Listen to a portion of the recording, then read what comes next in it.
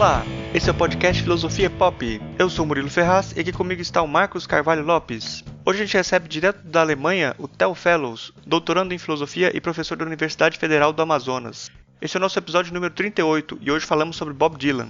O Theo já participou do nosso episódio número 16 sobre teatralidade e filosofia. Para acompanhar o Filosofia Pop, você pode visitar o nosso site filosofiapop.com.br, que tem, além do podcast, textos sobre diversos assuntos filosóficos e também espaço para você deixar os seus comentários. Nós também estamos no Twitter como @filosofia_pop e no Facebook com facebook.com/podcastfilosofiapop, tudo junto. Mas eu tenho o nosso e-mail que é o contato@filosofiapop.com.br. Para receber os nossos episódios na hora em que forem lançados, você pode assinar o nosso feed no seu celular. No nosso site tem um guia explicando como fazer isso. O Filosofia Pop é um podcast que aborda a filosofia como parte da cultura. A cada 15 dias, sempre às segundas-feiras, a gente está aqui para continuar essa conversa com vocês. Vamos então para a nossa conversa sobre Bob Dylan.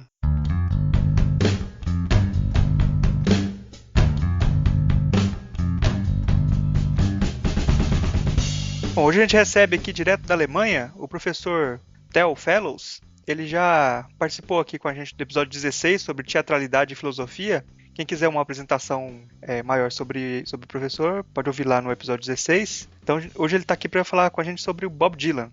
Eu queria começar perguntando para o Theo, quem é o Bob Dylan? Começou fácil, né? Sempre é fácil as começas.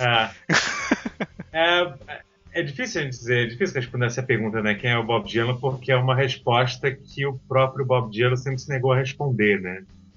Eu acho que assim, para tentar dar um fio condutor, né, para a conversa, o Bob Dylan, acho que basicamente é um personagem criado por esse jovem do interior, né, esse caipira norte-americano que chega com 19, 20 anos na grande cidade, né, chega na Nova York dos beatniks, na Nova York assim, da grande revolução cultural ali dos anos 60. E ele percebe que ele precisa criar uma imagem, ele precisa criar uma máscara, ele precisa criar um personagem para poder se encaixar naquele mundo. Ou seja, ninguém vai comprar, ninguém vai se interessar pelo jovem caipira, por mais um jovem caipira que está vindo para a cidade grande para tentar o sucesso.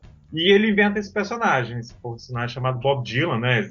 Ele mesmo nunca admitiu isso, né? Mas enfim, a suposição mais clara, mais óbvia é de que ele toma esse sobrenome do poeta Dylan Thomas, né? E, bom, quem não sabe, o Bob Dylan não se chama Bob Dylan, né? Ele nasceu como Robert Allen Zimmerman, de uma família judia do interior do Mississippi. E ele assume esse personagem, ele cria esse personagem para dar certo na cidade grande, para encontrar o lugar dele ao sol. E, bom, isso foi no começo dos anos 60. De lá para cá, esse tal de Bob Dylan acabou virando milhares de outros personagens, né? A gente pode dizer, que é uma metáfora bem clichê, né? Mas o personagem dele é um pouco como aquelas matriósticas russas, né? Ou seja, você abre uma, vem sempre outra dentro, né? Você vai abrindo, e, bom, nesse caso nunca chega na última, nunca chega naquela última bonequinha. Acho que esse é o Bob Dylan, né?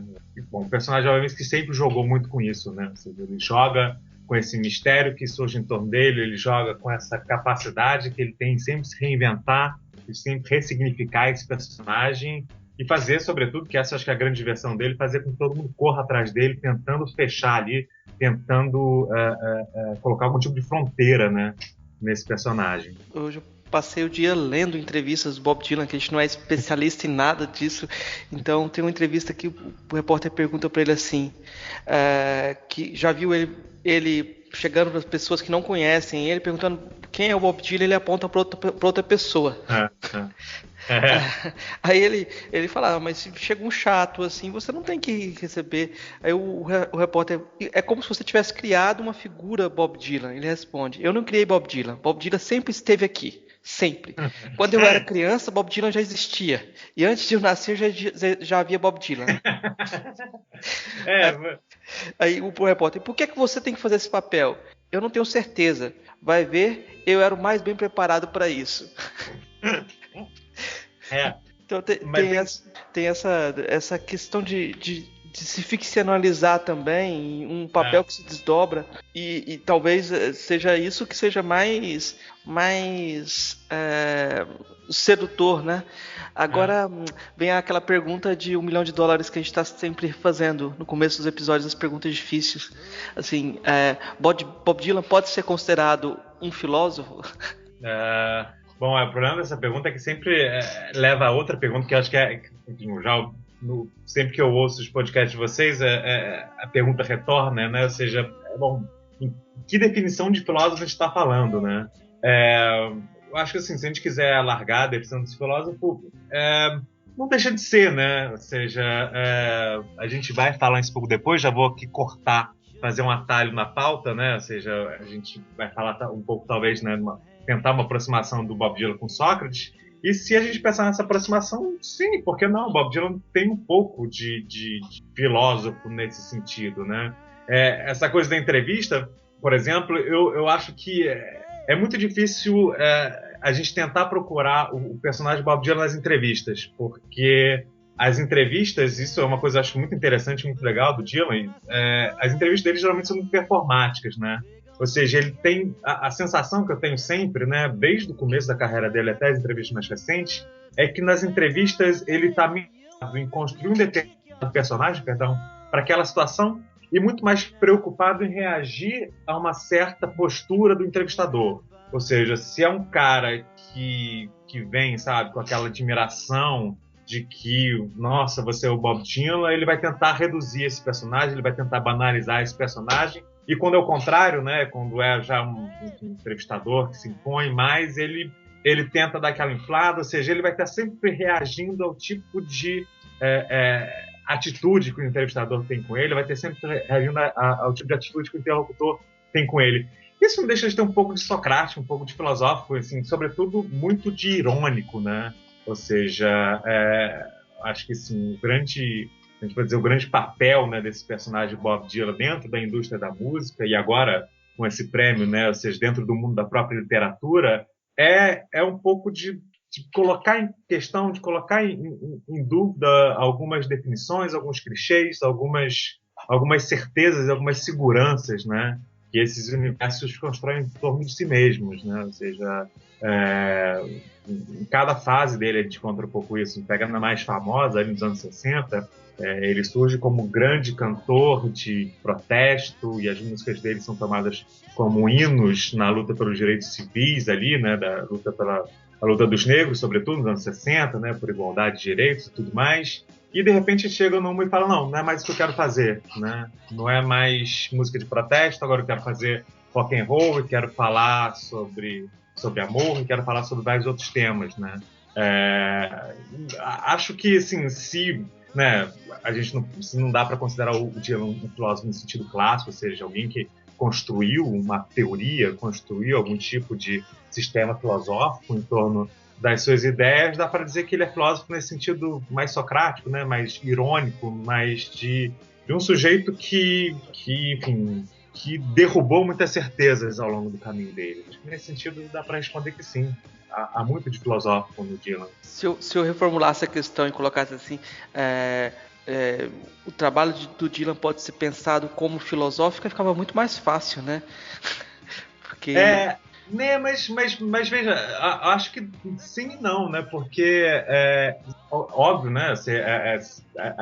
Facilita, né, a gente poder assim, não, o trabalho do Dylan pode ser pensado como filosófico, mas assim, a questão é que a persona do Dylan, né, o personagem Dylan, né, que você estava perguntando antes, pode ser pensado como uma figura filosófica, né? Eu estava lendo coisas, entrevistas, eu fui procurar hoje uma referência que eu sempre ouvia muito por alto, mas eu nunca tinha parado assim para sentar e ler, falar, pô, realmente o que está sendo dito aqui, que é a citação, né? A famosa citação, acho que não é nem famosa, mas eu me lembro aí lá no IFIX, né? Nos nossos tempos de IFIX no Rio de Janeiro, eu vi o Roberto Machado sempre comentando que o Deleuze citava em algum momento um poema do Dylan, né? Que ele dizia que o Dylan diz no poema que ele é um ladrão de pensamento. E o Roberto Machado adorava citar isso. E eu fui achar essa referência. E é bem interessante. Eu não sei se esse livro está traduzido em português, achei uma referência em inglês na internet. É um livro, uma coletânea de diálogos do Deleuze. E ele faz um elogio longo ao Dylan, assim, né? E em parte sobre a obra, mas em parte também o personagem Dylan, né? Ou seja, facilita a pergunta, acho, reformulando a sua reformulação, facilita a gente responder positivamente essa pergunta se a gente se perguntar, né? Se a obra do Dylan pode ser tomada como filosófica, ou se a gente se perguntar se o personagem Dylan assume uma atitude filosófica, né? Se o personagem Dylan é um personagem, né, que assume em determinados contextos uma atitude filosófica, né, em relação ao mundo, em relação, enfim, ou seja lá o que for. Né? Agora, né, Bob Dylan pode ser considerado filósofo, exige que a gente defina os dois lados. Né? Quem é Bob Dylan, o que é ser um filósofo. Eu acho que, pelo menos ele, acho que nem o personagem nem ele se consideram filósofos nesse sentido. Né? Jamais. Teve até, eu estava lendo essa semana, teve a polêmica, né? Mais uma polêmica, depois já da polêmica do prêmio, que ele não respondia às ligações da Academia Sueca, né?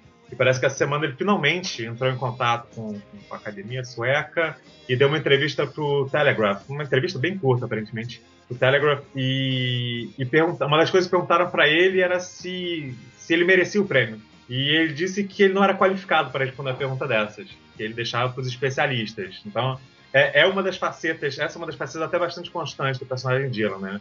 É um cara que recusa qualquer tipo de título, né? Ele recusa qualquer tipo de atribuição de erudição a esse personagem, né? Ele se vê sempre como um cara simples, que não é um filósofo, não é um erudito, não é nada disso, né? Não é um acadêmico. Parece que é um trapezista. Ele tem uma entrevista famosa nos anos 60 que ele diz isso, né? Quem é você, afinal de contas? O que você faz? Ele fala, eu sou só um cara que canta e dança por dinheiro. Então, assim, essa é uma resposta bem Bob Dylan. Assim. Eu acho que dá pra falar também que o que ele escreve, o que ele diz, dá pra ligar com algumas correntes filosóficas também, né? Acho que dá pra falar um pouco do existencialismo também, né? Através do Dylan, né? Sim. Eu acho, assim, é sempre difícil... assim, diretamente, né, a gente encontrar referências diretas, né, a correntes filosóficas, né, é mais difícil, mas é muito, enfim, diretamente eu acho mais difícil, mas ao mesmo tempo é inquestionável, assim, que vários momentos da carreira do Bob Dylan correm em paralelo e por conta disso acabam tendo uma aproximação possível. Como, por exemplo, o existencialismo, como você falou, né? Ou seja, o primeiro grande momento da obra do Dylan é exatamente nos anos 60, onde ele participa, evidentemente, embora não por muito tempo, mas ele se torna um grande símbolo, um grande ícone desse movimento pelos direitos civis. É um cara que, no início, é sem dúvida muito influenciado pelo, se a gente pode dizer, uma filosofia beatnik, né? Se é que dá para falar de uma filosofia beatnik. E nisso... sem dúvida, né, enfim, por conta de aproximações de influências comuns, ele se aproxima um pouco do existencialismo, né? Ou seja, é um tipo de filosofia que está tentando romper com um certo conservadorismo, é um tipo de filosofia que está tentando construir uma resposta da geração pós-guerra, né, dessa geração que nasceu, nessa geração do baby boom, né, que está chegando à fase adulta, está chegando ao momento de construir sua própria visão de mundo e quer simplesmente deixar tudo para trás, né? Quer deixar toda a cultura, quer deixar no caso dos americanos, né? Quer deixar de forma mais sintética, quer deixar esse American Way of Life para trás, né? Quer deixar essa vida certinha, em família, nas casinhas de subúrbio. Essa geração da qual o Dylan está participando quer deixar tudo isso para trás, né? Ou seja, mais do que isso, quer começar a colocar o dedo em algumas feridas dessa sociedade, né? Como, por exemplo, o enorme racismo estrutural que ainda organiza essa sociedade. E acho que, assim, nesse sentido, a gente pode pensar numa aproximação com o existencialismo, né? Ou seja, é uma negação dessa vida burguesa, familiar, do subúrbio, e ao mesmo tempo uma negação de um formato segregacionista da sociedade, né? Ou seja, né, pensar o quanto...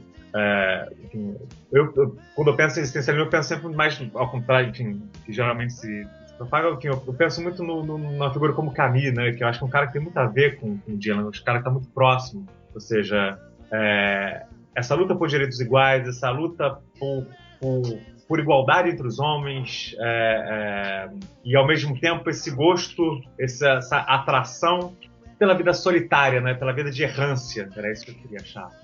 Essa fixação por essa figura do errante, do estrangeiro, né?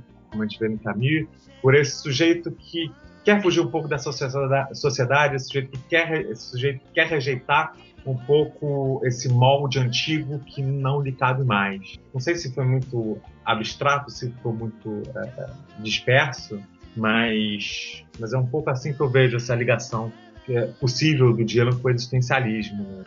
Deixa eu complicar mais a coisa aqui, então. Porque a gente vê assim, olha só o tamanho da teoria. No romantismo alemão, no romantismo em geral, você tem uma interiorização do épico dentro dos romances. Os romances colocam o épico dentro do sujeito, né? Nesse espaço de autocriação. E, de certa forma, a gente pode dizer, assim, dando um salto, que a cultura da década de 50, 60 inventa a juventude por essa interiorização de um épico, né? Como se a gente pode ver muito bem isso nos quadrinhos, né? Que o Homem-Aranha começa a ter os seus conflitos existenciais, coisa que não existia nos heróis anteriores. O Bob Dylan se encaixa nesse momento, parece que ele como um herói que tem esses dilemas, que traz essa interiorização, essa profundidade.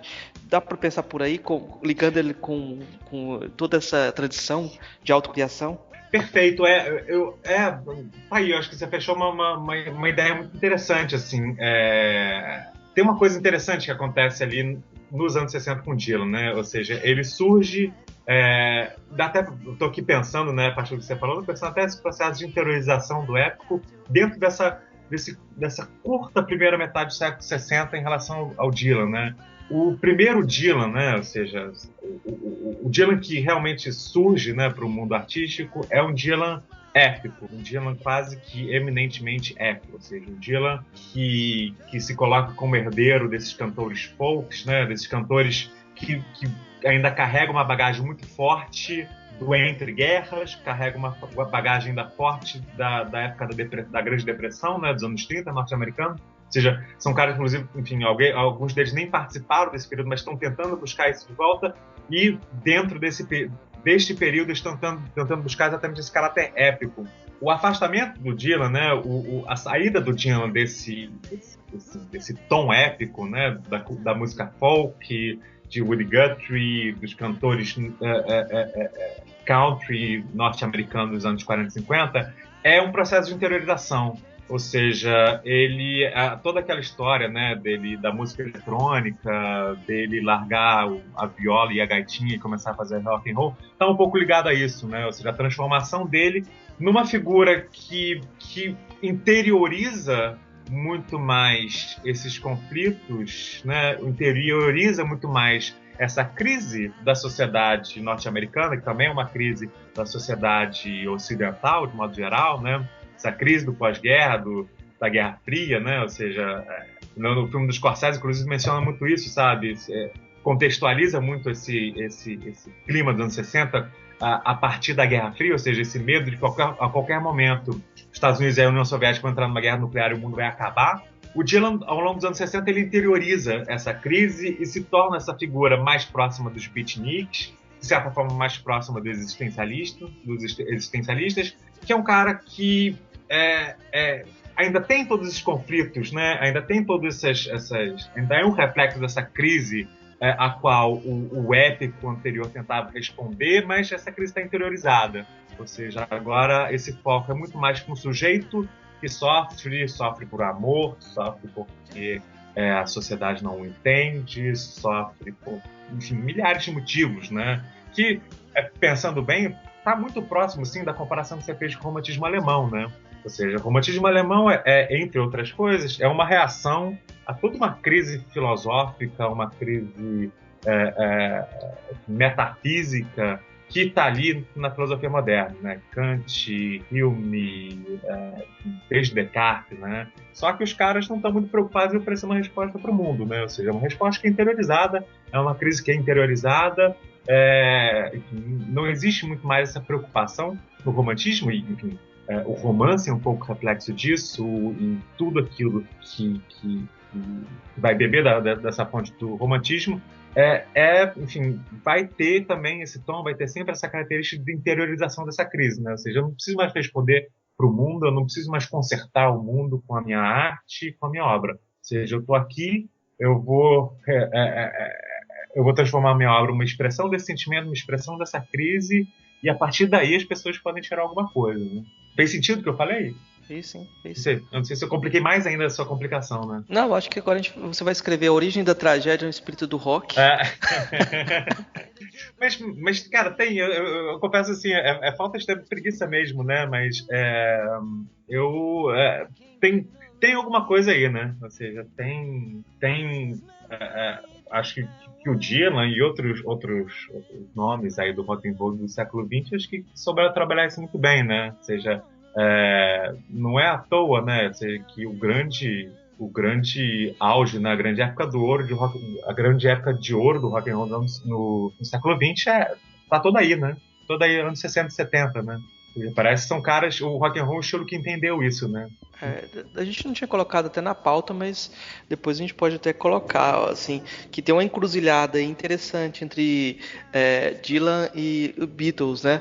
Essa mútua influência e esse cruzamento de entretenimento em uma música engajada, né? Parece que é uma dupla contaminação aí, e é muito curioso você perguntar para a pessoa: você prefere os Beatles ou prefere Dylan? Como se tivesse que escolher entre os dois. Vai escolher, né? É engraçado isso.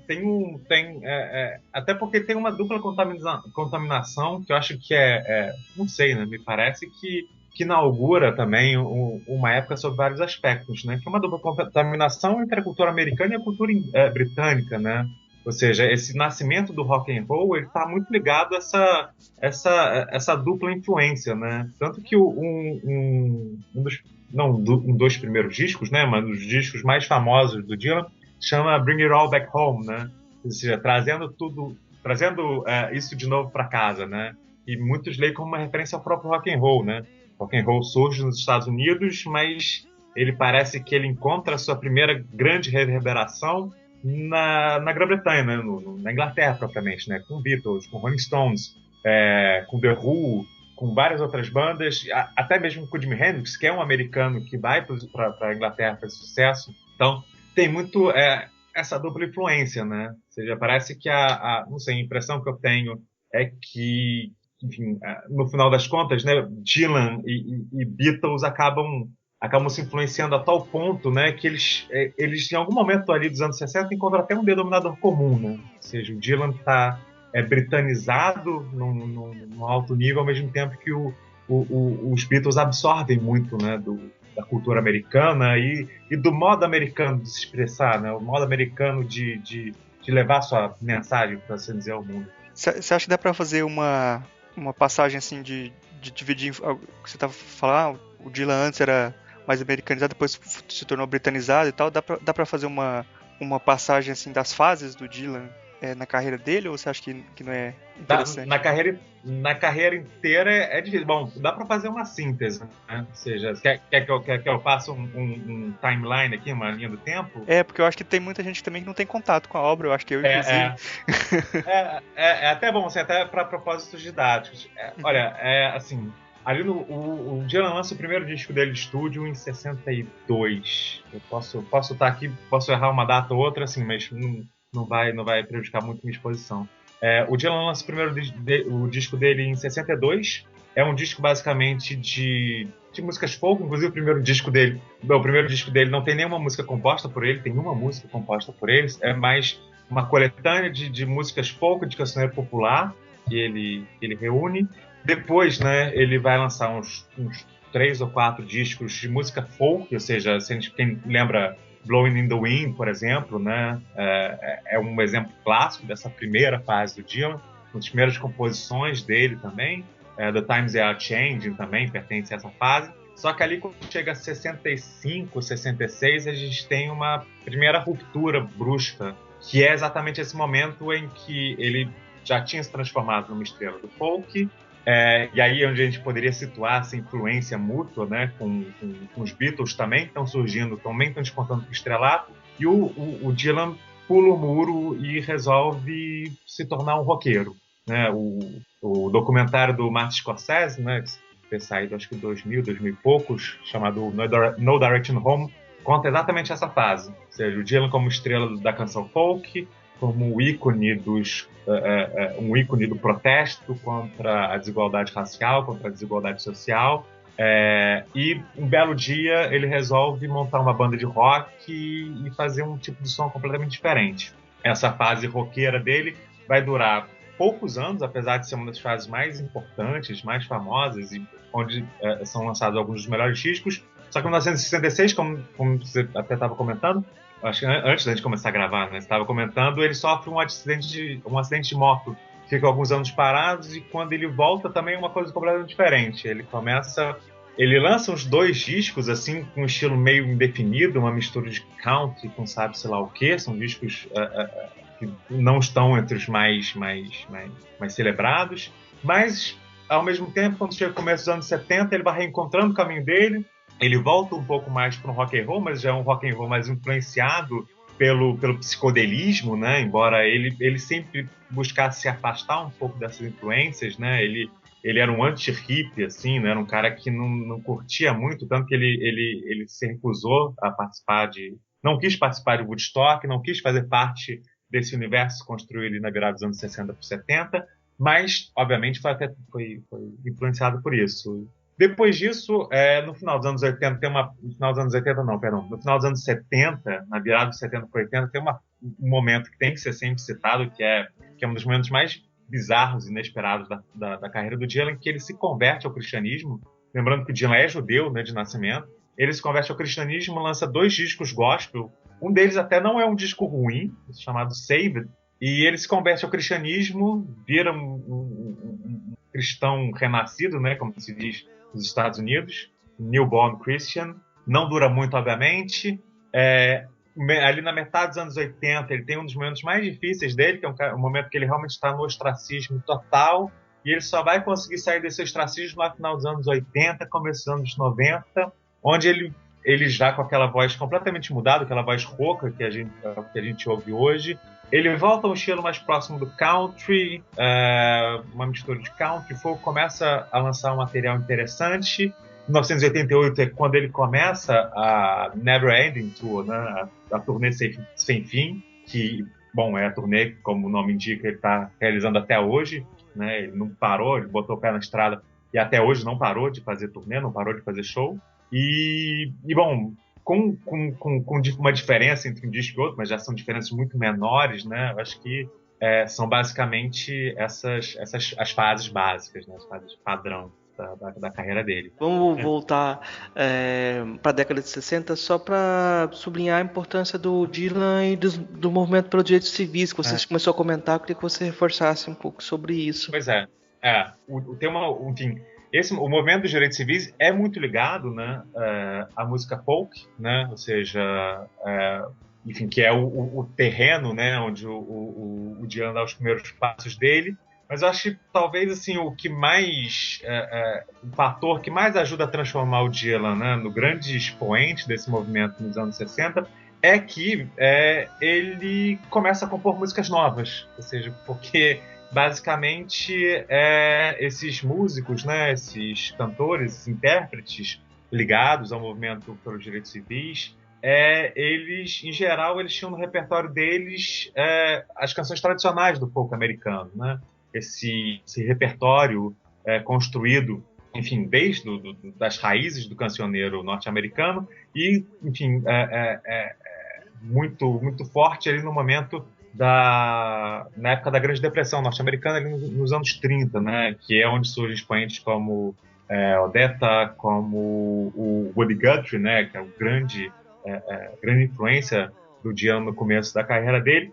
O Dylan, como eu falei, né, o primeiro disco que ele grava é uma coletânea de canções desse repertório popular, desse repertório anônimo, né, ou seja, e só que no determinado momento ele começa a compor suas próprias canções.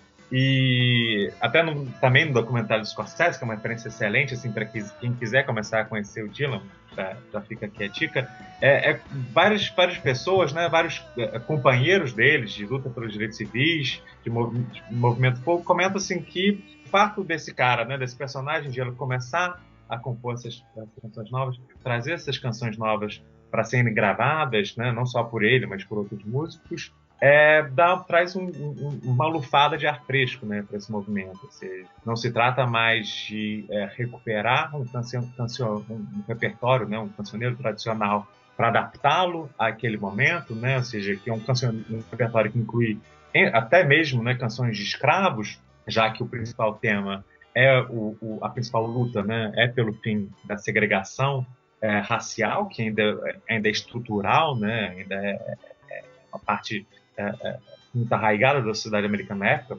não que não seja hoje, obviamente, mas o Dylan, enfim, traz novas ferramentas, pode-se dizer assim, ou seja, uma canção como Blowing in the Wind, uma canção como The Times They Are Changing, canções como It's a Hard Rain It's Gonna Fall, caem assim como uma bomba, caem como, enfim, com um impacto assim incomensurável, né? Ou seja, essas músicas, enfim, mais do que qualquer outro período do Dylan, né, elas têm uma capacidade de condensar, né, de sedimentar em si uma quantidade enorme de acontecimentos, né, uma quantidade enorme de coisas e ao mesmo tempo com uma simplicidade enorme, né? Ou seja, a gente pegar a letra de uma música como Blowing in the Wind, assim, de uma capacidade poética, de uma sensibilidade, assim, que bom, e aí já vai entrar depois na questão,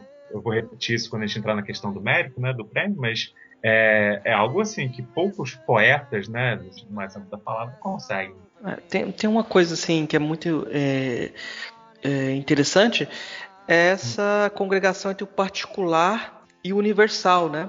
Você sair da primeira pessoa e fazer toda essa transição do universo privado para o universo público e fazer a junção desses dois espaços, né? O Renato Giannini Ribeiro, quando ele faz um texto sobre o Chico Buarque, ele cunha a expressão utopia lírica, né? Que é essa ideia de do cantor propor uma utopia em primeira pessoa. E curiosamente, sempre as utopias elas apagavam a primeira pessoa em favor da revolução por vir, né? Exatamente, De certa forma, o Bob Dylan começa com esse tipo de utopia lírica na canção popular, né? Ele propõe um tipo de utopia que a gente não sabe ainda, a gente não realizou ela, ou ela foi falhada, talvez. Eu acho que eu citei isso na primeira vez que eu participei quando a gente fez o podcast sobre teatro, eu citei esse livro, eu cito de novo, porque eu acho importante. Tem essa questão da particularização, né, dessa luta, a particularização dessa utopia, né, e a transformação, né, a transformação lírica dessa utopia é fundamental, porque eu acho que é um pouco isso que vai guiar o Bob Dylan, tanto que eu estou aqui falando de como a música dele foi aproveitada é uma palavra ruim, mas como essa música dele se transformou no símbolo da luta pelos direitos civis. Mas o Dylan, em nenhum momento, assim, ele em nenhum momento foi um cara que participava ativamente de protestos, não é um cara que participava ativamente de qualquer tipo de movimento político, um cara que nunca se ligou muito a isso, não. Mas na composição dele, numa forma muito pessoal de enxergar o mundo, ele conseguiu um efeito político, né? Apesar da forma lírica da sua poesia, apesar dessa particularização, essa tendência de particularização, essa tendência de singularização que a poesia dele traz, ele consegue uma eficácia política, no sentido mais amplo, muito forte. Isso, a menção que eu fiz no programa sobre teatro era do Jacques Rancière, que vai falar muito sobre isso. Ou seja, o que é o político mais eficaz? Né? O que é arte política mais eficaz? É aquela que, como você falou, Marcos, que coloca, né, que esconde o sujeito atrás do movimento, esconde o sujeito atrás da revolução, esconde o sujeito atrás da classe, ou seja lá o que for, e a partir disso se transforma um pouco, né, numa arte enfim, instrumentalizada para a propagação de uma determinada ideia, para a propagação de uma determinada, enfim, proposta de mundo, ou seja lá o que for. É essa mais eficaz ou é uma arte que se aprofunda no seu próprio universo, ou seja, se aprofunda no seu próprio universo no sentido de interiorizar na sua forma todos esses conflitos, todas essas crises e todo esse desejo de utopia mesmo, né? Ou seja, quando a gente pega, né, assim, por exemplo, Blowing in the Wind, né? Ou seja, ele não está falando do fim da segregação, ele não está falando do, sei lá, sabe, da paz universal, ele não está falando de nenhum objeto, não existe ali, né? Essa resposta que está soprando no vento é uma resposta para milhares de perguntas e ao mesmo tempo para nenhuma, né? Ou seja, é isso que dá aquela riqueza.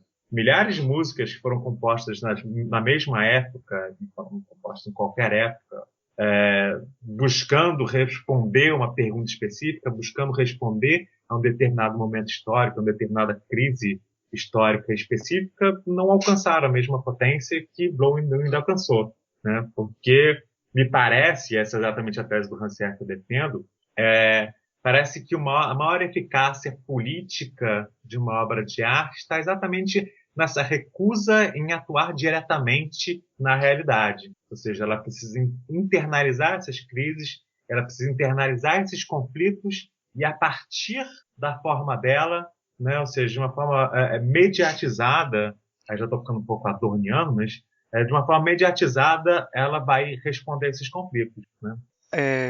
Você pegando o Bob Dylan como música de protesto, ela não é uma música de protesto mesmo, se você for ler ao pé da letra, né? Não, não. Acaba que isso é uma grande força também, né? Que mesmo assim, numa suposição assim esdrúxula até, mas se fosse no Brasil na época da ditadura, por exemplo, não teria nem como censurar, né? Porque é uma música que a força dela tá mesmo na mensagem assim, e diretamente ela não tá instigando alguma coisa de protesto direto, assim, né? Na letra mesmo, né? O paralelo até que você fez do Janine, né, que você falou faz na verdade, bom, o paralelo que você fez com o Chico Buarque, né, citando Janine, bem, bem plausível, né, de pensar, por exemplo, amanhã vai ser outro dia, né? É muito fácil você responder para qualquer censor que, assim, não está falando sobre ditadura, né? Não está falando sobre nada disso. Mas está ao mesmo tempo, né? Como está falando de várias outras coisas, né? Porque, enfim, o Chico Buarque, assim como o Bob Dylan em vários momentos, foi capaz de trazer algo que, enfim, que parece mais essencial, né? Nesse conflito político, né? Nessa situação política presente que a música retrata. Enfim, essa música é capaz de captar algo mais essencial ali e trabalhar na sua própria forma. Tem uma outra música também, uma outra canção desse período, que é do Bob Dylan, chamada It's a Hard Rain's Gonna Fall, né? Ou seja, é uma chuva pesada que vai cair. E na época, seja, né, 11 em cada 10, né, todo mundo achava que ele estava se referindo a uma possível guerra nuclear. Ou seja, a música era lançada em 1964 ou 65, enfim, ou seja, 2, 3 anos, né? A crise dos mísseis em Cuba ainda é muito recente, o assassinato do Kennedy é muito recente, e todo mundo acha que ele está falando assim, do fim do mundo, de uma guerra nuclear. E, obviamente, ele responde em 20 mil entrevistas que não é nada disso. Ele está falando de chuva. Tá falando de... Ou seja, isso é interessante, uma característica do Dylan. Ou seja, ele sempre se apega muito à imanência daquilo que ele escreve. Eu acho que ele mesmo nunca se considera diretamente um cara que escreve músicas de protesto, né? Não. Ele respondeu negativamente essa pergunta durante toda a vida dele. Ou seja, ele não vê nenhuma música dele como música de protesto. Ou seja, é uma estratégia dele também, né? Ou seja, sempre se apegar à materialidade do que ele faz, né? Ou seja, e tentar bloquear qualquer tipo de metáfora oficial, né? Qualquer tipo de interpretação oficial daquilo que ele escreve. E aí também tem outra coisa, o cara que você tá perguntando é o cara errado. É. Mas Tipo, ele falou isso agora, né? Quando perguntaram para ele, né? Fizeram até perguntaram para ele se ele achava que ele tinha alguma ligação com os poetas gregos e a literatura oral. Ele falou, cara, não é para mim que você tem que perguntar isso, né? Ou seja, aí, né, nesse sentido, até a gente pode fazer mais uma ligação com os românticos alemães, né? Ou seja, a tarefa agora é do crítico, né? O autor já deixou, já imprimiu já fez o que ele tinha que fazer, né? Ou seja, agora tá no mundo, é pra gente pegar isso, criticar, desmontar, remontar, tentar entender, né? você falou dos poetas gregos, então desenrola isso daí. O que tem a ver os poetas gregos com o Bob Dylan? Pois é, isso foi uma coisa até bem interessante, né? Eu vou colocar aqui só uma transição, né? Quando foi anunciado o prêmio, né, pro Dylan, obviamente isso desencadeou uma polêmica, né? Pô, Dylan, né? O cara é um cantor pior, um cantor de música popular, né? Ou seja, por quê, coisa e tal, pra lá. E eu vi bastante gente, e achei muito interessante isso, muita gente, embora eu acho que não precise dessa justificativa, eu acho que é uma aproximação interessante, muita gente aproximando Dylan dos poetas, sobretudo dos poetas líricos, mas por que não também dos poetas épicos gregos. E mais do que isso, aproximando o Dylan de toda uma tradição ocidental da literatura oral, que de certa forma dá origem ao que a gente hoje vem chamar de literatura. E eu acho que faz muito sentido. Eu acho bom, a gente tem que considerar, né, fora as poesias do Dylan estejam impressas, publicadas em livros disponíveis na internet, e a gente tem que considerar essa poesia do Dylan, né, que acabou de ser laureado com o Prêmio Nobel, uma literatura oral. E, nesse sentido, ela se aproxima muito, ela tem uma certa linha de continuidade, mesmo que bem distante, com os poetas gregos, até mesmo se a gente parar para pensar, né, no significado dessa poesia grega, né, essa poesia grega pré-filosófica, que é uma poesia que, muito mais do que, né, a nossa poesia moderna, é uma poesia que está diretamente preocupada em condensar em si, né, em expressar uma determinada visão de mundo, né? Ou seja, a gente sabe que antes, né, de ter Sócrates, antes de ter filosofia, a poesia e a transmissão, essa transmissão oral de mitos, de lendas, ela tem um papel fundamental de transmissão de conhecimento, né? Ou seja, transmissão de saberes. E o saber é transmitido oralmente. E da sua forma bastante irônica, da sua forma bastante singular, o Dylan, de certa forma, está inserido nessa tradição e ele se comunica, mesmo de uma forma distante, com essa tradição. Ou seja, pega os exemplos que eu dei, né? Pega Blowing the Wind, pega It's a Hard Rain's Gonna Fall, mas a gente também pode pegar canções mais tardias, a gente pode pegar pegar uma canção bem épica do Dylan, como Hurricane, né? Ou seja, uma canção feita e conta uma historinha certinha, do início ao fim, sobre esse personagem, Hurricane, boxeador, que foi preso injustamente e tem que ser solto, e ele conta o processo inteiro na canção. Ou seja, se não tem tanto de filosófico, né, voltando à primeira pergunta que a gente fez, tem uma carga poética ali, tem um certo modo de fazer poético que sem dúvida insere o Dylan perfeitamente em toda uma tradição histórica da literatura oral, né? Ou seja, de condensação, né? De sedimentação dos saberes, transmissão de uma determinada verdade que não é uma verdade lapidada, né, pelo pensamento racional, mas sim uma determinada verdade que se transmite por enigmas, se transmite de uma forma meio secreta, meio velada, né? Tá tudo isso aí, eu acho, né? Ou seja, dá para aproximar o Dylan de Safo, dá para aproximar o Dylan de Arquíloco, de Píndaro, dos épicos também, de Hesíodo, de Homero, tem traços disso tudo ali, sim. A gente tinha colocado, acho que na primeira conversa, até uma brincadeira sobre a aproximação entre Bob Dylan, se Bob Dylan seria mais Sócrates ou mais Nietzsche. O que você acha disso? Assim? Eu acho que muita gente explora a aproximação entre Bob Dylan e Nietzsche. Ah, Sócrates ou Nietzsche pro Bob Dylan? eu acho mais Sócrates. É engraçado, se você me perguntasse assim, se você assim, ao invés de vocês terem me convidado, a gente ter pensado, feito uma pauta, tivesse, sei lá, me pego na rua um dia e falado, então, Bob Dylan tá mais próximo de Sócrates ou de Nietzsche? Talvez eu respondesse Nietzsche, né? Porque parece uma aproximação mais óbvia. Mas eu não sei, a gente tem que levar em conta que, eu acho, pelo menos, que é, tem certas instâncias, né? Tem certas coisas, certos espaços que o Dylan não me parece blasfemar, não me parece profanar com tanta facilidade. Como eu comentei, o Dylan tem uma fase gospel, né? O Dylan, que é coisa. Se bem que, bom, sei lá, né? Talvez o Nietzsche vivesse mais e também tivesse a fase dele, né? O Kierkegaard morreu cristão, né? Morreu escrevendo que ele sempre foi cristão, que ele sempre foi religioso. O Schelling também passou por uma situação parecida, enfim.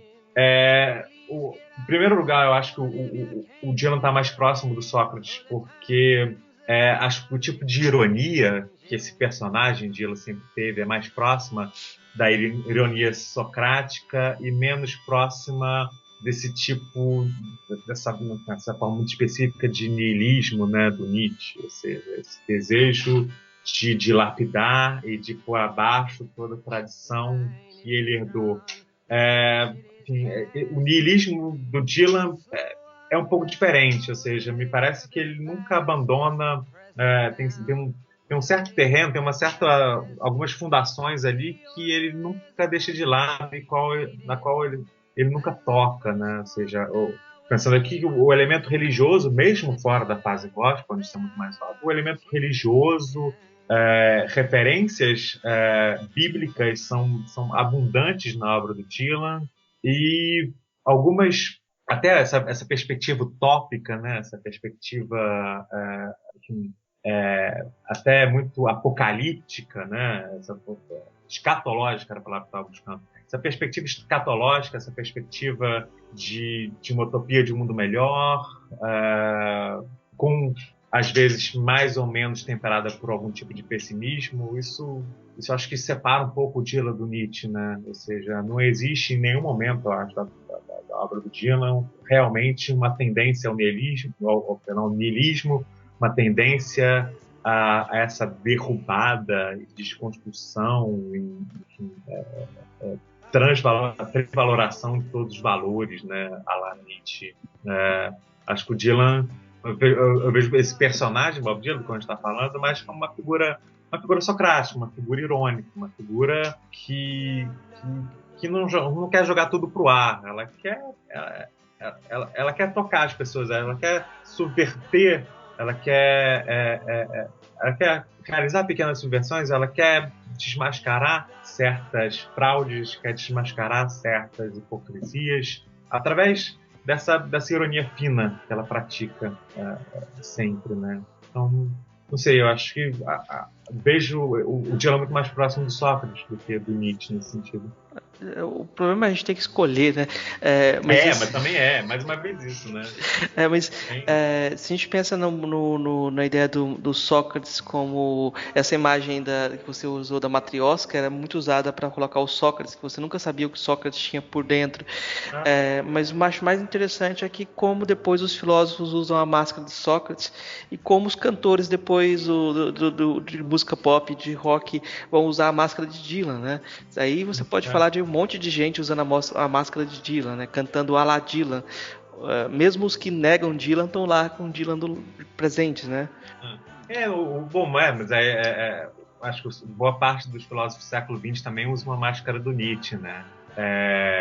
A questão é que essa figura da matriótica ajuda a explicar melhor, né? Ou seja, acho que talvez para simplificar bem, né, essa escolha, né, embora, né, o ideal seja não ter que fazer essa escolha, é um pouco isso. Eu acho que o Dylan está mais perto de Sócrates por conta dessa imprevisibilidade, né? Ou seja, a gente nunca sabe muito bem o que vai esperar do Bob Dylan. Do Bob Dylan a gente pode até esperar uma adesão incondicional a tudo que o cerca. A gente pode até esperar que o cara um belo dia vire um cristão fanático e faça música cantando a ressurreição em nome de Jesus Cristo. Por que não, assim? Porque enfim, óbvio que eu acho que isso passa pela cabeça dele, mas em determinado momento também, assim, nos anos 70, né, aquela ressaca do Power, né, ou seja, o mundo está prestes a entrar nos anos 80, numa época completamente diferente, né, nada mais polêmico do que ser cristão, né, do que, de repente, ser batizado e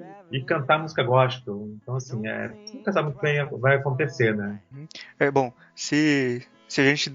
É difícil responder a pergunta de se o Bob Dylan pode ou não ser considerado um filósofo, mas de fato alguns filósofos já chegaram a comentar a importância dele, a importância do Dylan no mundo contemporâneo, né, na descrição do mundo. Acho porque você sabe assim citar alguns filósofos que trataram do Dylan e assim por que essa figura interessa aos filósofos dessa forma? Eu me lembro da citação do Deleuze, eu me lembro bem, eu vou até buscar agora, mas você comentou que o Daniel Lynch vai publicar um livro, que vai ser no próximo ano, é sobre o Dylan.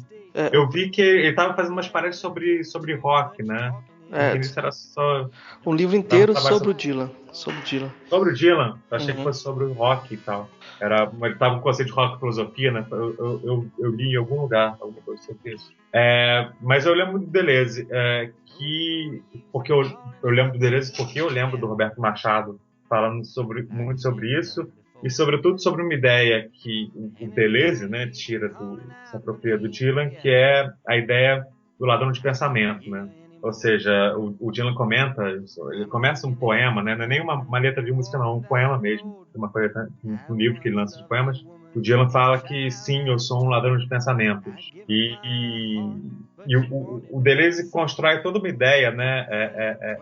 Sobre ele faz uma distinção entre roubo e plágio, né? Parece que o plágio é simplesmente você se submeter à imitação fiel de alguma coisa, né? Ou seja, você plagiar uma música, você fingir que você simplesmente se submeter a um original e plagiar essa música e querer fazer igual. E o roubo não, né? O roubo é você transformar aquilo em seu, né? E a partir do momento que você rouba uma coisa, aquilo te pertence e, enfim, ela perde completamente a relação com seu antigo proprietário. Ou seja, se eu roubo alguma coisa, né? Se eu roubo qualquer objeto de alguém, enfim, esse objeto deixa de ser dessa pessoa. A pessoa nem sabe quem roubou, né? Você está comigo e eu faço com ela o que eu quiser. E o Deleuze utiliza isso muito para falar da própria filosofia, ou seja, o Deleuze também se assume como ladrão de pensamento.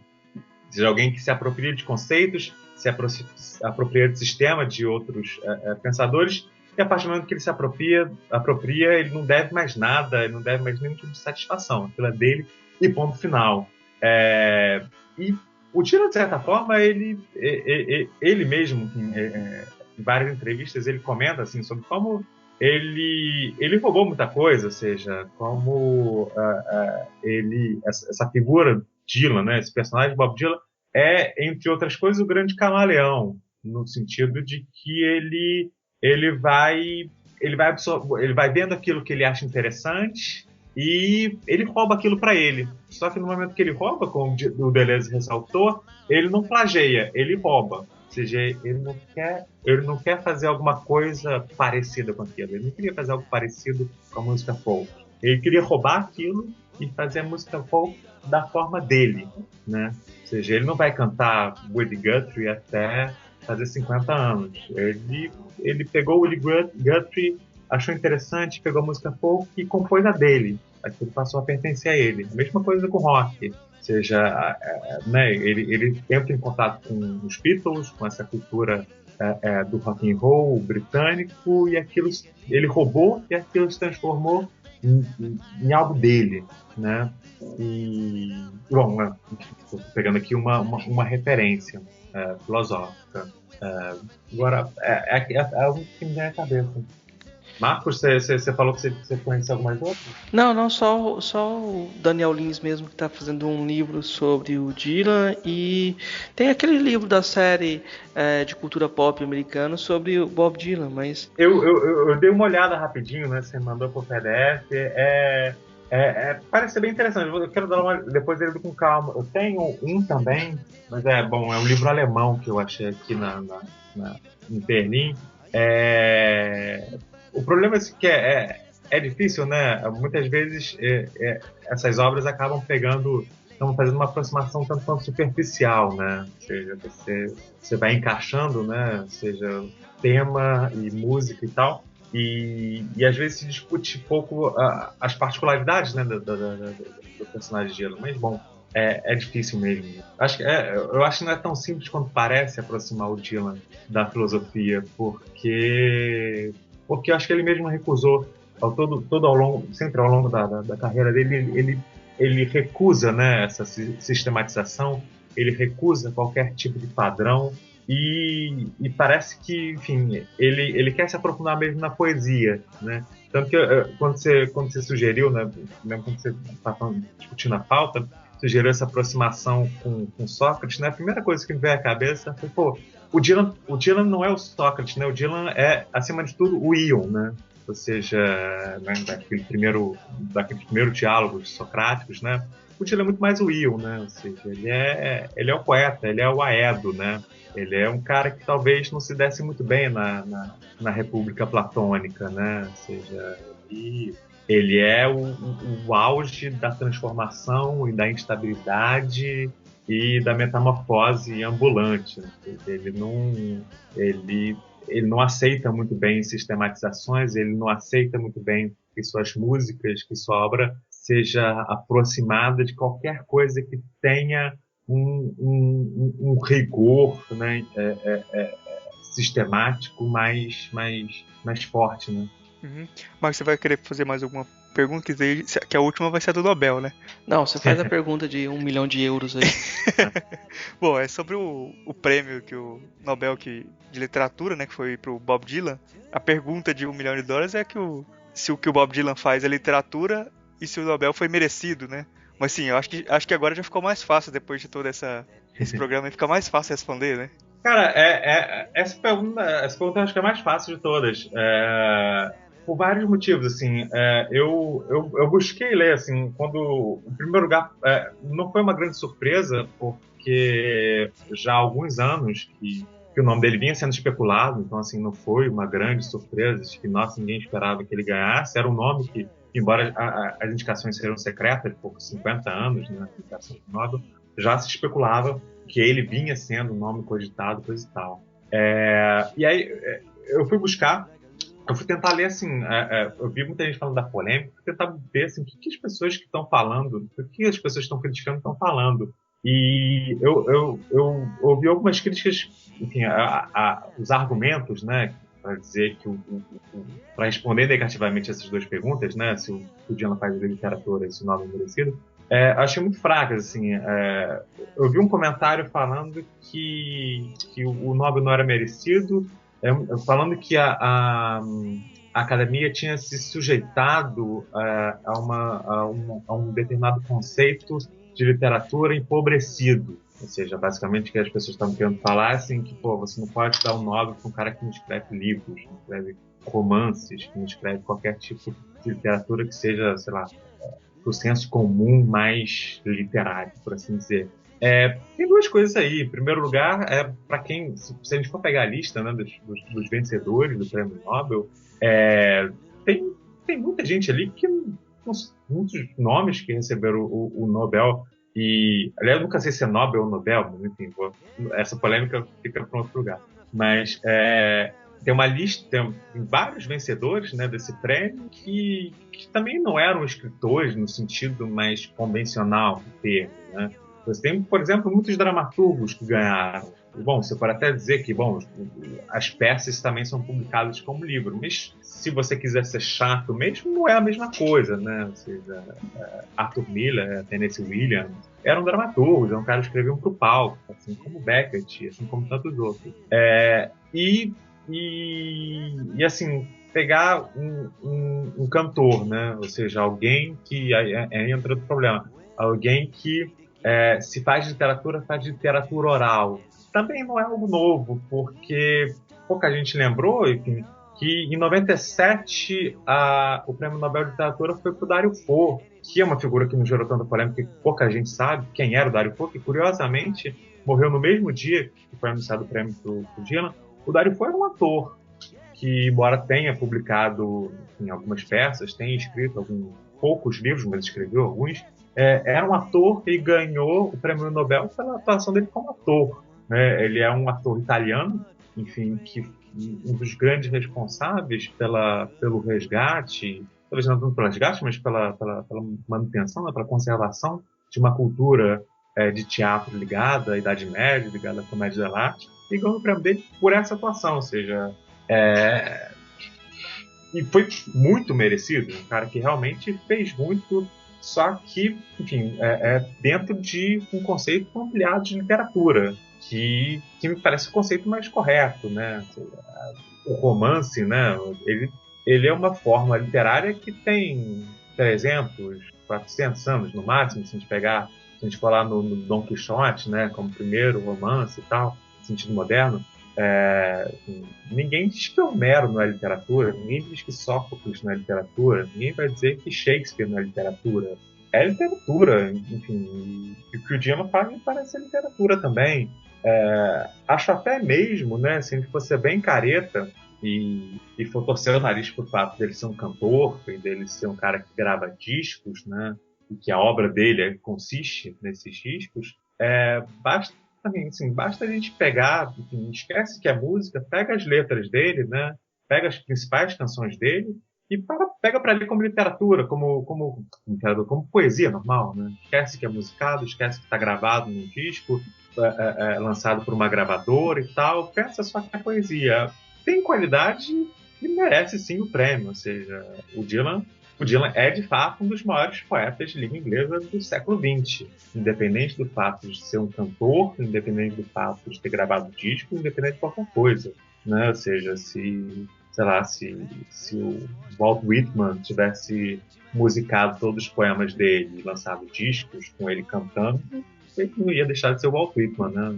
Pegar um outro poeta americano que concorra talvez com o Dylan ao prêmio de melhor poeta de língua inglesa do século XX. Né? Não muda nada. Acho que o Nobel é merecido porque se trata de uma obra que tem qualidade literária independente do conceito de literatura que a gente utilizar. Acho que mesmo o mais careta, o mais conservador conceito de literatura exige o reconhecimento de que enfim, o prêmio foi válido. Eu acho assim, o que faz as pessoas torcerem um pouco o nariz o prêmio é que o Nobel de Literatura tem um pouco essa áurea, né, de que ele tem que ir para escritores. A própria Academia Sueca ajuda bastante nisso, mas tem essa áurea de que ele tem que ir para escritores que são um pouco obscuros, né? Ou seja, não pode ir para um cara que venda muito livro. Com uma exceção aqui e ali, geralmente, às vezes, são escritores que a gente conhece bem, né? Assim, o Saramago, para quem não é de língua portuguesa, não é um cara assim que todo mundo conhece, todo mundo lê, né? Então tem um pouco essa coisa, né, que a gente sabe que o povo, nós intelectuais adoramos, né, do escritor que nem todo mundo leu. Você leu, mas nem todo mundo conhece. O problema parece não ser muito ele ser músico, mas ele ser popular, né? Popular, Bom, eu acho interessante, vocês trabalham muito isso nos temas de vocês, né, essa coisa, esse problema, e acho que os temas que vocês trazem sempre nesse podcast são temas que muitas vezes sofrem uma certa rejeição da academia, não pela própria qualidade, não pelo próprio valor, não pela própria importância, mas porque é pop, né? Porque é popular. O que, bom, perdão, eu estou dizendo que é uma estupidez, mas é isso, né? Ou seja, que a academia tem um pouco esse gosto, né? Esse fetiche pelo obscuro, né? Pelo pouco conhecido, por aquilo que só é acessível e consumido por uma pequena elite intelectual, por uma pequena elite, seja lá que tipo de elite seja essa, né? E o Dylan, acho que eu estou falando, né? Ou seja, se você for pegar o Dario Fo, para mim é um grande exemplo. Ou seja, se a gente for reduzir nosso conceito de literatura, foi um prêmio muito mais absurdo do que o do Dylan. Ou seja, era um ator, um cara que é um ator. E bom, ninguém falou nada, não teve polêmica nenhuma. Assim. Eu, pelo menos, não me lembro de ter lido nada sobre, não me lembro de ver intelectuais criticando o prêmio Dario Fo. Foi uma surpresa, assim, mas não lembro de ninguém criticando no final dos anos 90 a premiação. Porque não era um cara popular, né? Porque era um cara que poucos conheciam. Então, assim, tem um conto do O Luiz Fernando Veríssimo, eu li há muito tempo isso, que eram dois intelectuais conversando, né? E era o conto foi lançado por uma semana, enfim, era dois caras comentando que enfim, tinha acabado de sair a nomeação do Prêmio Nobel, né? Nomeação não, mas acabado de anunciar o vencedor do Nobel, e um deles começa a desesperar porque ele não conhece esse autor, um cara tão desconhecido que só publicou alguns contos, e no final a coisa chega a um nível de tensão que um deles se suicida por não conhecer o vencedor do Prêmio Nobel. E acho que é um pouco isso, né? Ou seja, esse fetiche, né? Pelo escritor do Cazaquistão que publicou 3 contos, sabe, em papel de pão durante a guerra, porque faltava, sei lá, a gente gosta disso, né? A gente gosta de conhecer o que ninguém conhece. Pode ir para as indicações, então? Sim, sim. Théo, você trouxe alguma coisa pra gente hoje, pra indicar pros ouvintes? Cara, tem muita coisa. Eu acho assim, para quem quiser conhecer a obra do Dylan, tem 2 filmes que eu acho excepcionais, assim, acho que são os 2 grandes obras, são filmes recentes até. Um é o que eu já mencionei algumas vezes, é o filme o documentário dirigido pelo Martin Scorsese, chamado No Direction Home. É um documentário de 2000 e poucos, agora não me lembro direito, no final dos anos 90, começou nos anos 2000. E é um documentário que se concentra numa determinada época do Bob Dylan, que é ali a transição da fase folk pro rock and roll. Um documentário excelente, assim, de altíssima qualidade. E outro filme, é um filme que eu acho sensacional, chamado I'm Not There. É um filme de ficção, assim, quer dizer, também é recente, acho que de 2000, agora não sei, de 2008, 2009, não me lembro ao certo. Mas é um filme, assim, é um filme que constrói 5 personagens inspirados na obra e na música do Dylan. Ou seja, é um filme preenchido de referências, assim, cada detalhe do filme é uma referência à música do Dylan, mas, ou seja, então ele, à primeira vista, pode parecer um filme feito para admiradores, mas não acho que seja, assim, é um filme espetacular, muito bacana porque, enfim, ele dylaniza o próprio Dylan, né? Ele não fica explicando os detalhes, não fica explicando as referências, ele faz simplesmente um filme espetacular.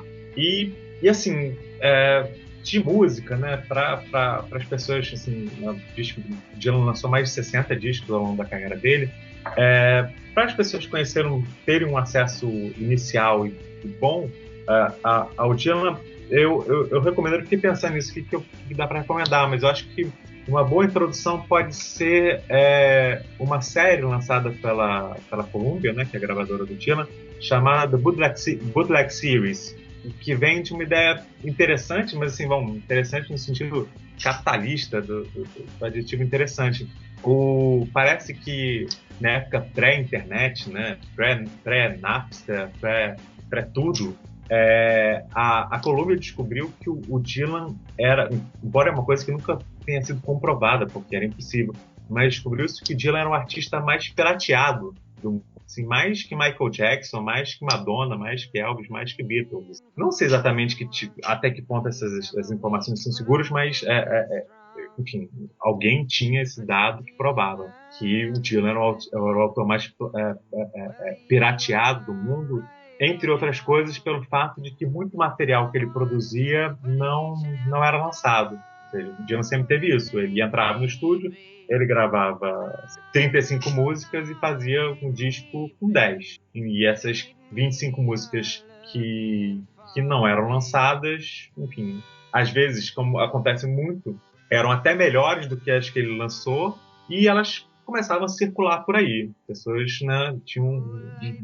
começava a ser pirateado para lá e para cá. Então, a Columbia resolveu, né, no final dos anos 80, se não me engano, ela resolveu pegar tudo que ela tinha de Dylan, não só músicas não lançadas, mas também versões alternativas, gravações de shows. Ela resolveu lançar isso no mercado e lançou essa série chamada Bootleg Series, né? Enfim, que é bootleg, como eles chamam o pirata, né? O piratão dos Estados Unidos. E é uma série que ela não está na ordem cronológica, acho que ela já está no 12º volume, se não me engano, mas assim, é difícil de achar, e se vocês acharem os discos são caros, mas eu, pelo menos, eu consigo ouvir quase tudo no Deezer. Não sei se no Spotify também tem, mas o Deezer tem quase tudo, praticamente tudo.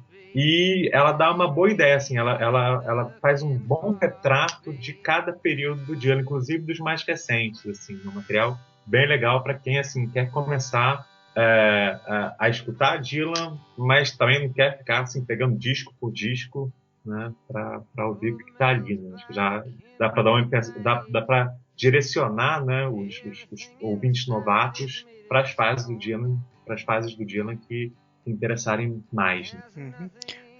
Marcos, você trouxe alguma coisa para indicar? Eu queria indicar de livros o Walden do Thoreau. Escreve Walden, W-A-L-D-E-N. O Thoreau é um pensador norte-americano. Eu acho que as pessoas que estiverem interessadas em se aproximar um pouco do Dylan, esse é uma indicação interessante. Rimbaud, tanto a poesia... Eu ia acrescentar essa agora. Porque eu acho que o Bob Dylan como personagem é um personagem Rimbaud, ele é um... é um tipo Rimbaud, né? A gente é governado por tipos desse jeito. Livros, eu li uma biografia do Dylan, do Juanes, mas eu tenho aqui comigo a Balada de Bob Dylan, um retrato musical do Daniel Mark Epstein. Eu não terminei de ler, mas parece ser um livro bacana. Eu estou no começo dele. De biografia do Dylan, geralmente a mais recomendada, né? Mas é uma biografia que está lançada no Brasil, não lembro por que editora, porque eu não trouxe esse livro para cá, esse livro ficou no Brasil, mas é do Howard Saunders. Um biógrafo também. É essa que eu li, bem bacana. É muito boa, mas eu vou dar uma dica que é para aquelas pessoas que têm o inglês bem limitado como o meu. Mas essa biografia do Howard Saunders tem traduzido em português, hein? Tem sim. A minha dica é outra, tem um site, yplash.net, que ele tem algumas traduções de discos inteiros. Né? Legal. Tem alguns discos do Dylan que estão traduzidos completos, né? Aí você pode tentar ouvir e acompanhar com todas as letras traduzidas. Eu acho que isso é interessante para você se aproximar dessa força poética do Bob Dylan. Eu acho que hoje é quase indispensável esse apoio das narrativas, de você saber um pouco mais sobre aquilo que ele não estava contando nas letras, porque tem toda uma mitologia em torno do Dylan que é quase tão importante quanto as letras dele, né? Então é um personagem muito rico. Eu não conhecia, há pouco tempo que eu vi que ele o Bob Dylan é diretor, tem alguns filmes que ele tentou fazer também. Eu esqueci de fazer referência. Ele tem algumas aventuras no cinema. Acho que a mais bem sucedida, por assim dizer. Inclusive, o filho dele, curiosamente, é cineasta. Ele dirige uns blockbusters, assim, bem chama de pastelão. O Dylan tem um filme que é interessante. Não vou dizer que é uma maravilha, assim, mas é um filme interessante para quem tiver interesse, chamado Masked and Anonymous. E ele escreve o roteiro. Eu vou deixar a última dica, que vocês fiquem de olho aí, que vai sair o livro do Daniel Lins. É um livro, o Daniel Lins se tornou hippie seguindo Dylan, e de repente o Dylan disse que não tem nada a ver com isso. Aí o Daniel Lins vai fazer um acerto de contas com o Dylan, assim, a partir de uma perspectiva deleuziana também. O Deleuze encontra Bob Dylan por conta da esposa do Deleuze ser uma tradutora de literatura norte-americana, e ele se encanta com Bob Dylan e tem essas citações do Dylan na obra do Deleuze, mas de certa forma o Daniel Lins vai mostrar o Bob Dylan como um personagem que se refaz o tempo todo. Ele sempre cria novas pessoas, tem várias pessoas, como se o Dylan se desfizesse das personalidades. Tem momentos assim que a pessoa fala assim, mas sua obra é movida pelas crises religiosas que você tem. Eu falo, não tem, passou, é outra coisa. É totalmente imanente, né? Essa intensificação. Então é uma leitura bem nietzschiana do Bob Dylan, que parece que o Daniel Lins propõe, e eu acho que vale a pena, vai sair em pouco tempo. Tem um pequeno textinho na internet que eu vou passar o link para vocês, e eu acho que é uma boa dica. Eu posso só acrescentar agora que você falou do Rimbaud, acho que talvez seja interessante, seja uma estratégia boa a gente pensar algumas referências poéticas que servem de influência muito forte, né? Além, a gente falou do fogo norte-americano, o Rimbaud é legal também, acho que assim, o Allen Ginsberg também, o poeta da geração beatnik, que foi um grande amigo do Dylan também, foi uma influência muito forte, e o Dylan Thomas, né, enfim, que ao que tudo indica, apesar do Dylan nunca ter assumido diretamente, enfim, é de onde o Dylan tirou o nome, né, o seu pseudônimo. Então, são referências poéticas assim, que ajudam um pouco a gente entender o tipo de poesia, né, que o Dylan está criando ali. Eu vou indicar um podcast, que é um episódio do podcast do jornal Nexo, que o nome é O que há de literário nas músicas de Bob Dylan. E é um podcast até bastante curto, bem menor do que uns 25 minutos só de programa, que eles fazem entrevistas com algumas pessoas, para alguns críticos, algumas pessoas, para responder essa pergunta, né? O que há de literário nas músicas do Bob Dylan. Bem, a gente está chegando no final do programa já, e eu vou abrir um espaço aí pro Theo fazer algumas considerações finais, falar alguma coisa que ele quiser aí do trabalho dele, ou de qualquer coisa que ele quiser divulgar aí. Fica à vontade, Theo. Não, eu queria usar só esse espaço final para agradecer mesmo, mais uma vez. Para mim é um prazer assim, participar, poder ter esse tipo de conversa. Bacana estar participando mais uma vez. Assim, se precisar participar, a terceira, estou super à disposição. E é interessante, né? Acho que eu repito um pouco a sensação que eu tive na primeira conversa que a gente teve, na primeira participação que eu fiz, que como é engraçado como às vezes é difícil, né? A gente associar coisas que a gente gosta, né? Coisas que a gente curte, coisas que a gente consome com a nossa atividade filosófica, né? Como às vezes a gente não consegue fazer de forma tão natural, né? Tão natural não, mas tão espontânea essa associação. Por isso, para mim foi muito bacana. Agradeço imensamente a vocês, Murilo, Marcos. Muito bacana, assim, poder pensar o Dylan, pensar um cantor, um artista que eu gosto muito, que faz parte da minha vida, assim, né? Sempre ouvi muito desde, sei lá, dos meus 13, 14 anos que eu ouço Dylan constantemente. E, bom, poder trazer um pouco para as reflexões filosóficas, né? Trazer um pouco para essas discussões foi para mim muito bacana. Espero que tenha sido bacana para vocês. Espero que quem ouça também possa curtir essa conversa e, enfim, e se interessar pelo Dylan, né? Não tentar, acho que é importante também trazer as pessoas não só para passar a gostar de Dylan, para ouvir Dylan, que eu acho bom, todo mundo deveria, mas tentar, enfim, tentar refletir sobre aquilo que ele está trazendo, sobretudo a partir dessa notícia, né, de que ele é um grande autor literário e um dos grandes autores literários da nossa época. Acho que, enfim, basicamente é isso. Espero que eu não tenha sido muito, muito abstrato, muito, muito superficial. Espero que tenha rendido bastante para todo mundo que ouça. Foi bem bacana o programa, o papo foi bem legal. E a gente agradece também a sua presença aqui, foi muito bom. E acho que a gente vai ter mais conversas aí pra frente também, né? Valeu, obrigado.